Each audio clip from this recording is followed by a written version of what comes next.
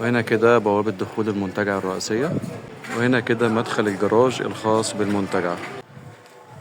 احنا كده بنتمشى على اللاندسكيب في منتجع الزهور. منتجع حلو، مساحات الخضراء فيه كتير. طبعا في الصيف بيبقى وضع تاني خالص. حمام السباحة هنا بيتملى، حمام سباحة كبير مقسوم جزئين.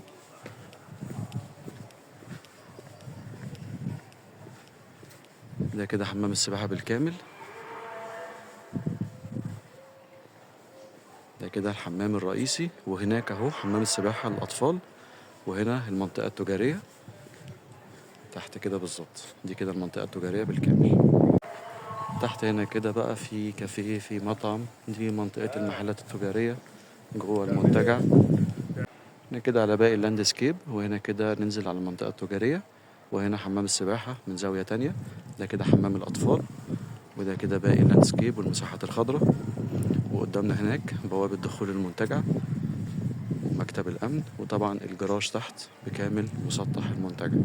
ميزة المكان هنا إن كله مساحته كبيرة، سواء كان في اللاندسكيب تحت أو في الشقق فوق، وفي التقسيمات الداخلية كمان جوه الشقق والغرف والحمامات.